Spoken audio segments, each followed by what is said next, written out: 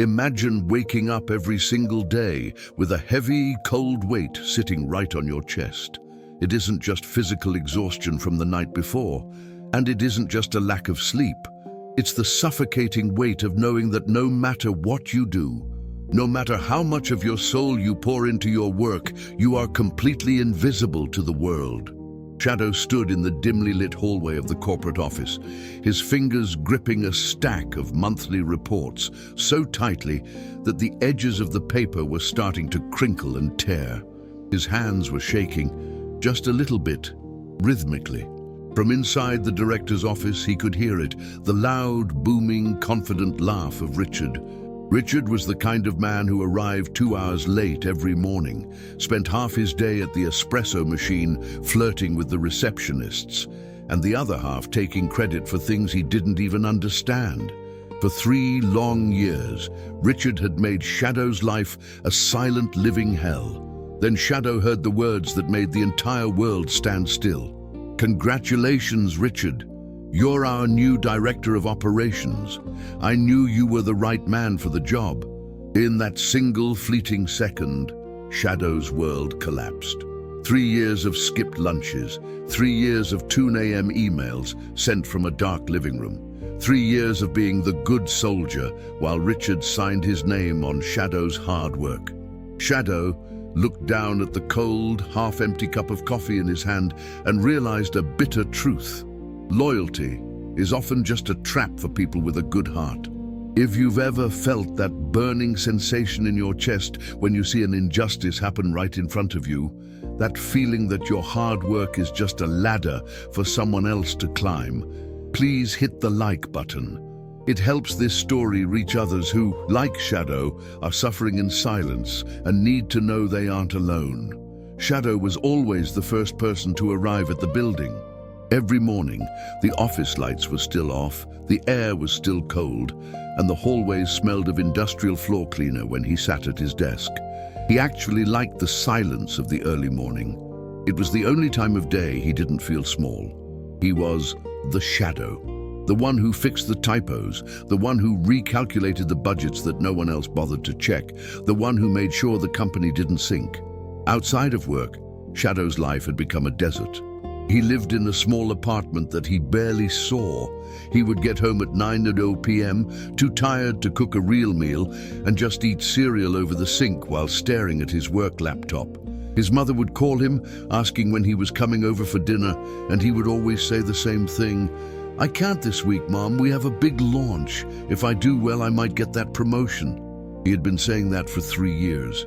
He had missed birthdays, anniversaries, and funerals, all for a desk and a title he thought was coming. Richard, on the other hand, would stroll into the office around 10:30 a.m., talking loudly about his dinner the night before, or the expensive watch he just bought.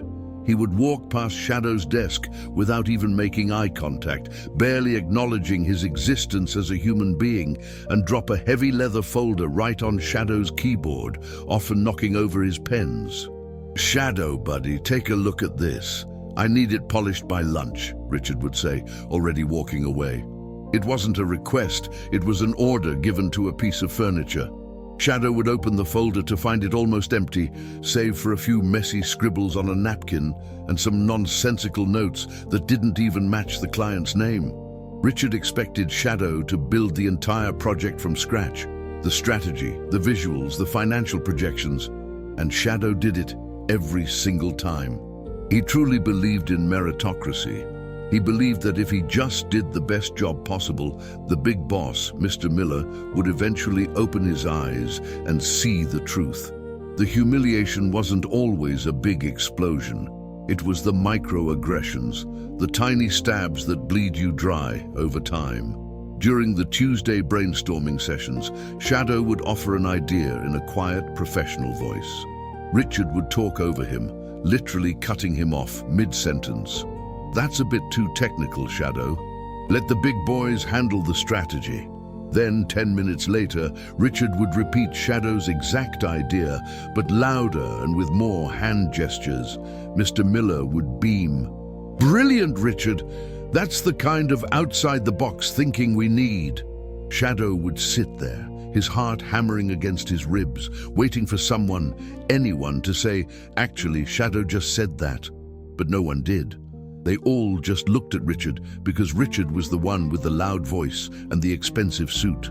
One afternoon, the office ordered pizza to celebrate a small win. A win that Shadow had secured by staying until midnight on a Friday.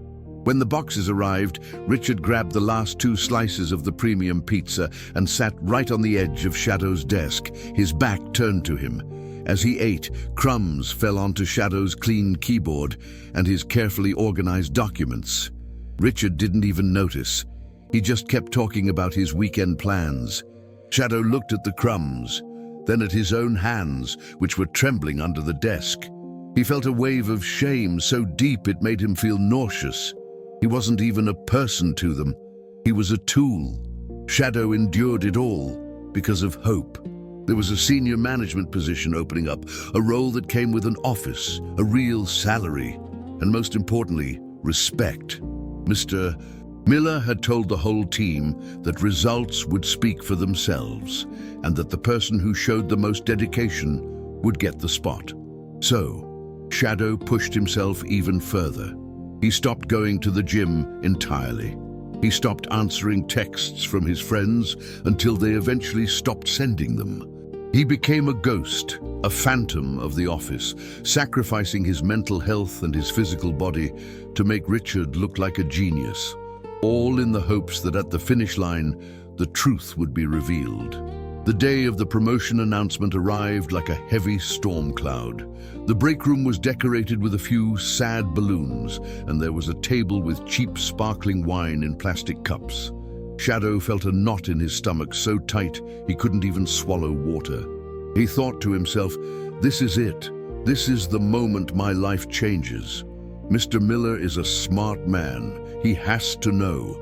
He has to have seen the timestamps on those files. He has to know I wrote the speeches. Mr. Miller stood on a plastic chair to get everyone's attention. He talked about synergy and leadership and vibrant energy. He mentioned how the last quarter was the most profitable in years. "And there is one man who represents that success," Mr. Miller said, looking around the room. "A man who knows how to get things done, a man who isn't afraid to lead the charge. Richard, come on up here." The applause was deafening. It felt like a physical blow to Shadow's chest. Richard walked up to the front like a king returning from war. He shook Mr. Miller's hand, a big, hearty, theatrical shake. Shadow stood by the trash can, holding a folder of new data he had prepared to show the new director, thinking it would be himself. Richard took the microphone, his face flushed with triumph. "Thanks, everyone. I always say a leader is only as good as the people he manages. I've learned how to delegate, how to push the little guys to their limits for the good of the firm. Shadow, especially you, I'm going to need you to double down now. Don't be late with that regional report tomorrow morning.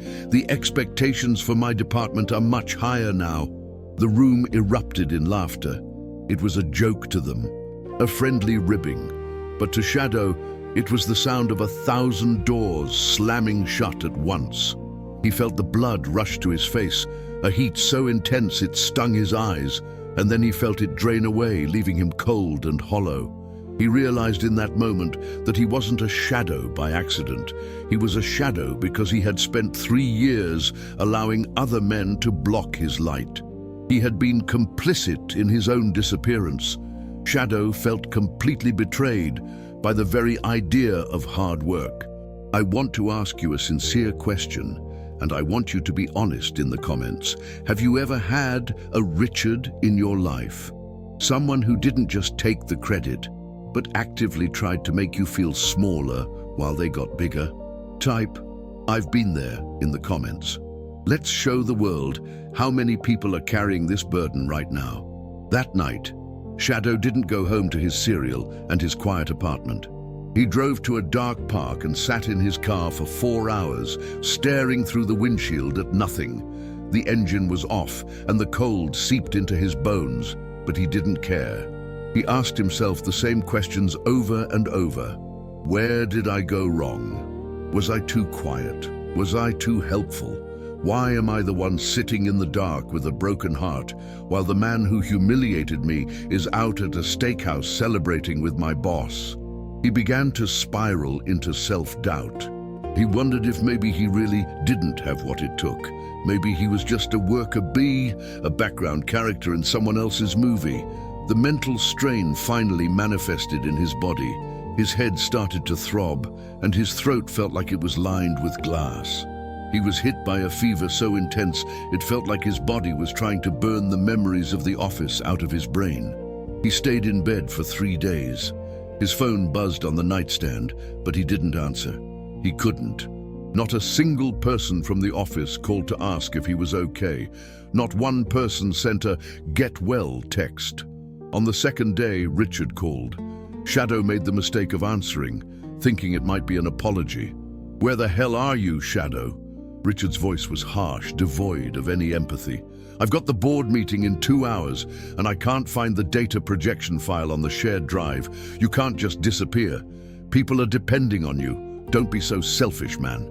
Get out of bed and email me that link." Selfish. That word hit Shadow like a physical punch. He had given 3 years of his youth, his health, and his family time to this company. He had built Richard's career with his own hands, and now, because he was physically unable to move, he was selfish. As he stared at the ceiling of his dark bedroom, something deep inside him finally snapped. But it wasn't Shadow who broke. It was the invisible chain that had kept him tethered to a desk that didn't belong to him. When Shadow finally returned to the office the following Monday, he was different. He didn't arrive at 7 a.m. He arrived at exactly 9 a.m. He didn't rush to the kitchen to make a fresh pot of coffee for the team. He sat at his desk and opened a book.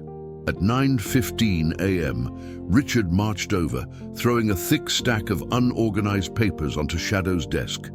"Glad you're back from your vacation. I need this summarized and turned into a PowerPoint for the 2 p.m. executive lunch. Make it look fancy, like you usually do." Shadow looked at the papers. He looked at the grease stain Richard had left on his desk. Then he looked Richard directly in the eyes. "I'd love to help, Richard, but that project is part of your new responsibilities as Director of Operations. I have a full backlog of my own analyst tasks to catch up on." Richard froze. He blinked, his mouth hanging open slightly. "Excuse me. Stop joking around and just do it. I don't have time for a mood swing." "I'm not joking," Shadow said, his voice low and incredibly calm. "I'm simply following my job description. My contract says I report on regional data. It doesn't say I ghostwrite the director's presentations. I'm sure you'll do a great job with it yourself." Shadow went back to his work. He didn't look up. For the rest of the day, he did exactly what was required of him, no more, no less. When a co-worker came over to ask him to quickly fix a mistake in their billing code, Shadow smiled politely and said, "I'm sorry, I'm tied up with my own assignments. You should probably check with Richard. He's the one in charge of quality control now." He stopped being the filter.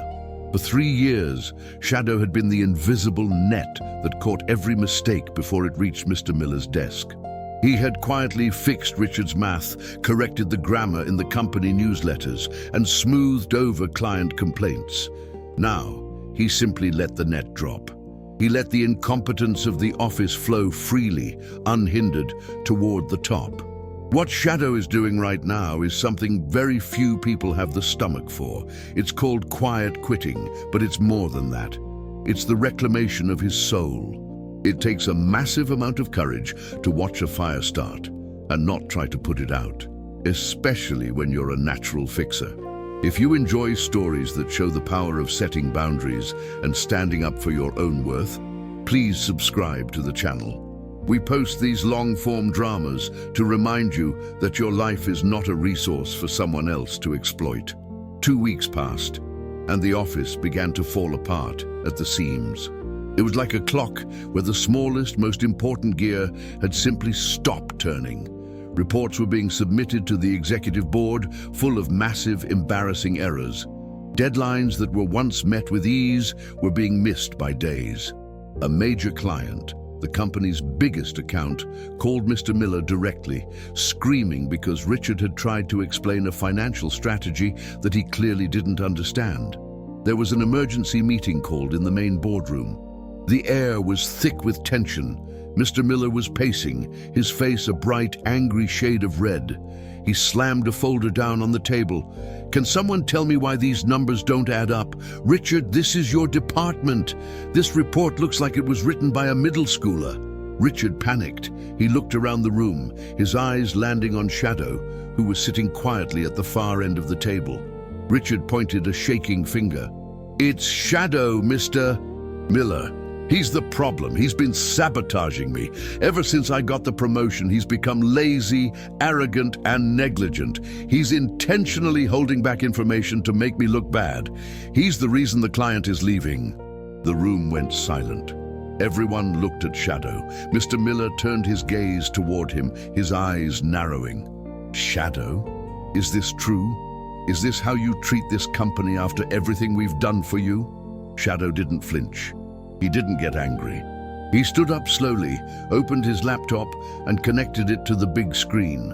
"Mr. Miller, I have prepared a log of every task I have completed over the last 14 days. Here is my contract, and here are the corresponding files. As you can see, every single one of my assigned tasks was completed 24 hours ahead of schedule, with a 0% error rate." He scrolled down. "What Richard is referring to as sabotage is simply me not doing his job for him anymore. For 3 years, I wrote every report Richard presented to you. I fixed his errors every night between 8 p.m. and midnight. I handled the clients he ignored. Since Richard was promoted based on his incredible results, I naturally assumed he was ready to produce those results on his own.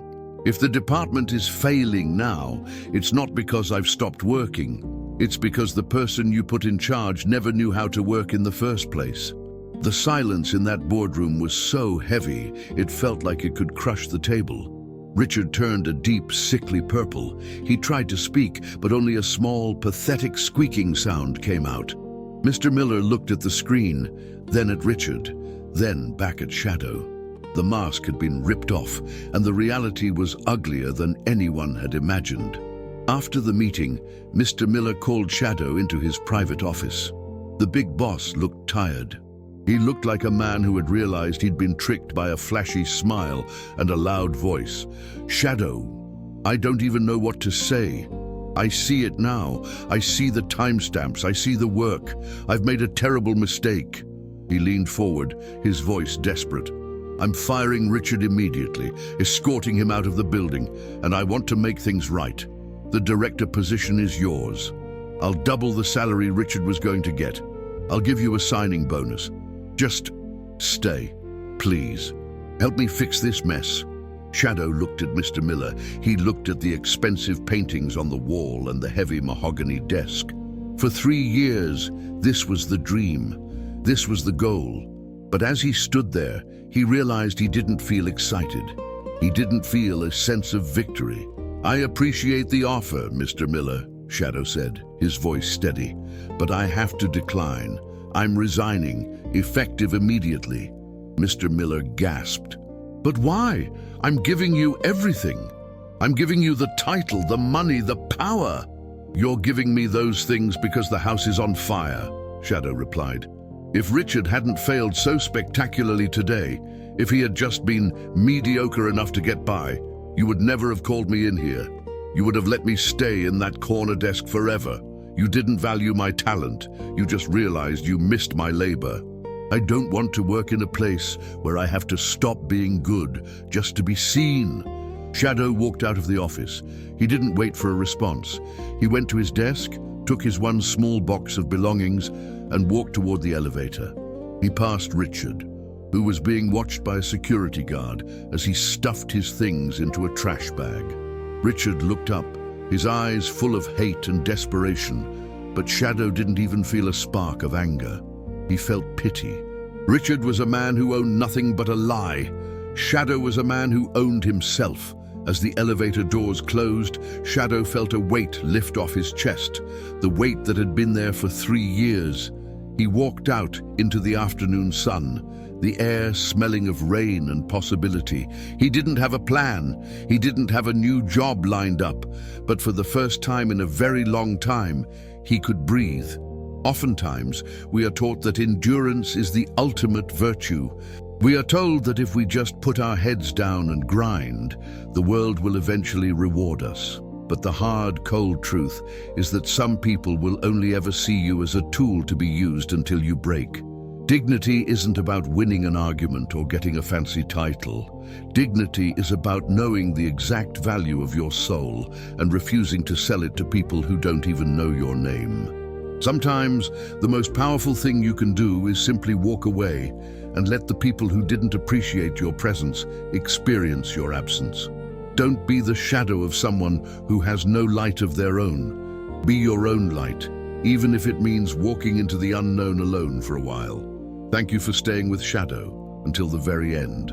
If this story gave you the strength to look at your own life and set a boundary that you've been afraid of, please share this video with one person who needs to hear it.